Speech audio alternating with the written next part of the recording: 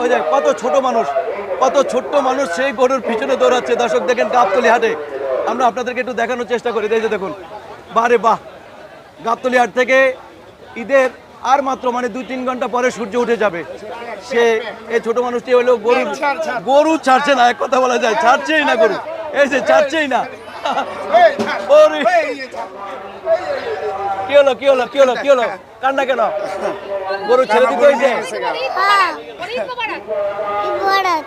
ঈদ মোবারক তোমাকে, ধন্যবাদ। আসলে তুমি এই বয়সে মাশাআল্লাহ গাবতলী হাটে এসে গরু দেখেছো? ভয় লেগেছে? ভয় লেগেছে? ভয় লাগে নাই? ভয় লাগে নাই তোমার? ধন্যবাদ। আসলে তুমি এই বয়সে মাশাআল্লাহ, ঈদ মোবারক। কেমন আছো তুমি? কেমন আছো? ভালো আছো? গাবতলী অনেক খুশি।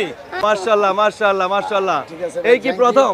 হ্যাঁ, না আমরা এটা বাবুর কি প্রথম? বাবুর প্রথম।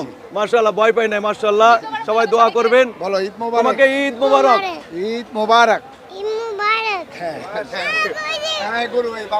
আবার সেই গরুর কাছে যাবে, গরুর কাছে যাবে। ওয়ালাইকুম আসসালাম।